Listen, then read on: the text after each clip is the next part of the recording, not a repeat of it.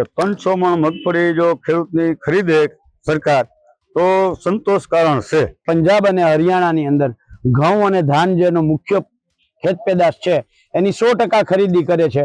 ગુજરાતના સરકારના પ્રવક્તા મંત્રીએ 500 વાર કહ્યું છે કે ગુજરાતના ખેડૂતો માટે તો મોસાળમાં જમણવારને માં પીરસનાર। દેવભૂમિ દ્વારકા જિલ્લામાં કોંગ્રેસ અને ખેડૂતોએ રેલી કાઢી છે, જ્યાં ટેકાના ભાવે 300 મણ મગફળી ખરીદવાની માંગ સાથે કોંગ્રેસે અને ખેડૂતોએ રેલી કાઢી છે। પંજાબમાં 100% ખરીદી થાય તો ગુજરાતમાં કેમ નહીં થાય તે પ્રકારની વાત સાથે કોંગ્રેસે રેલી કાઢી છે।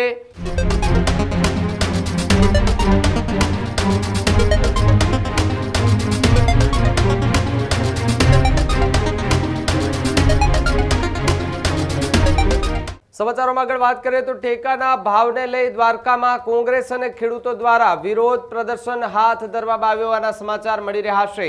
દેવભૂમિ દ્વારકા જિલ્લામાં કોંગ્રેસ અને ખેડૂતોએ રેલી કાઢી છે। જી હા, સૌથી મોટા સમાચાર દ્વારકાથી કે જ્યાં ટેકાના ભાવે 300 મણ મગફળી ખરીદવાની માંગ સાથે કોંગ્રેસે અને ખેડૂતોએ રેલી કાઢી છે। બળદગાડા સાથે કલેક્ટર કચેરીએ કોંગ્રેસના નેતાઓ અને ખેડૂતોએ આવેદનપત્ર આપવા માટે પહોંચ્યા હતા। રાજ્ય સરકારે હજુ સુધી ખરીદીની નીતિ જાહેર ન કરતા રેલી સ્વરૂપે આવેદન આપ્યું છે। પંજાબમાં 100% ખરીદી થાય તો ગુજરાતમાં કેમ નહીં થાય તે પ્રકારની વાત સાથે કોંગ્રેસે રેલી કાઢી છે।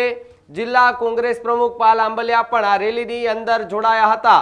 મોટી સંખ્યામાં ખેડૂતો જોડાયા હતા। કલેક્ટરને ટેકાના ભાવની ખરીદી માટે રજૂઆત જે છે તે આજે કરવામાં આવી છે। ત્યારે દેવભૂમિ દ્વારકા જિલ્લામાં કોંગ્રેસ અને ખેડૂતોએ રેલી જે છે તેનું આયોજન કર્યું હતું। આ રેલીની અંદર મોટી સંખ્યામાં કોંગ્રેસના આગેવાનો, કોંગ્રેસના નેતાઓ જોડાયા હતા। મોટી સંખ્યામાં એ ખેડૂતો જે છે તે પણ જોડાયા હતા। આવેદનપત્ર પણ પાઠવવામાં આવ્યું હતું। બળદગાડા સાથે અને હાથમાં બેનરો સાથે એ વિરોધ અને સૂત્રોચ્ચાર કરતા પહોંચ્યા હતા। સાથે જ એમણે એ આવેદનપત્ર આપ્યા બાદ શું પ્રતિક્રિયા આપી, આવો એમને સાંભળીએ।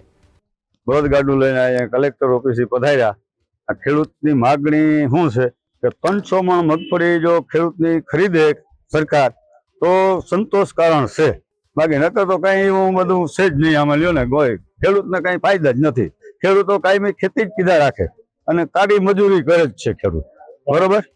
કાળી મજૂરી વિના કઈ છે જ નહીં ખેડૂતને। 300 મણ મગફળી લે ને તો જ ફાયદા ખેડૂતને, બાકી નકર આમાં ખેડૂતને કરવું શું? ભાવ નંબરે કઈ અટાણા 800 મણ ખેડૂતની મગફળી જોખાઈ જ છે અટાણા હાલમાં 800 માં। તો ખેડૂતને વાહે વધે હું મૂલીના 600-700 રૂપિયા હલરના ભાડા છે।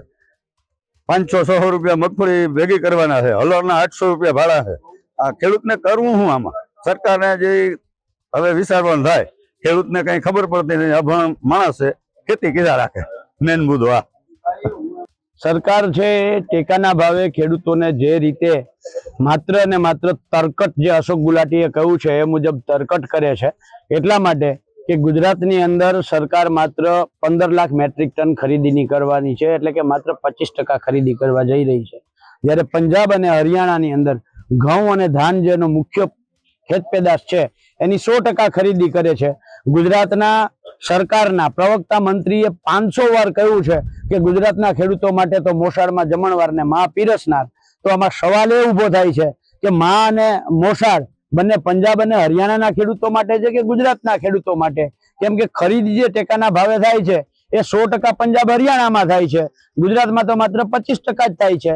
બીજું એવું ને એવું આશ્ચર્ય અને દુઃખજનક બાબત એ છે કે ટેકાના ભાવ માટે નિર્ધારણ કરતી જે કમિટી ગુજરાત સરકારની છે, આ કમિટીએ ગયા વર્ષ માટે 1800 રૂપિયા ભાવ નક્કી કર્યો હતો।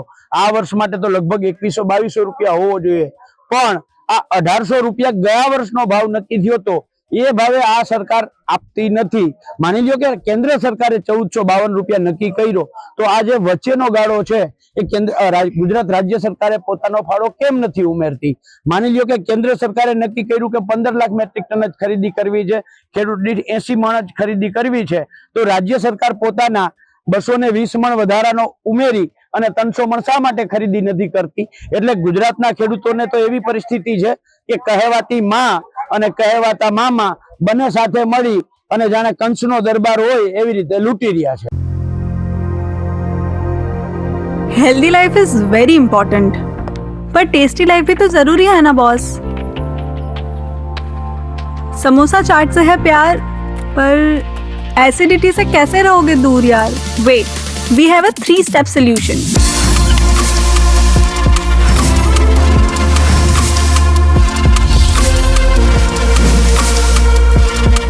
विट्रिशियन ओरल स्ट्रिप, क्योंकि टेस्टी लाइफ भी तो जरूरी है ना बॉस।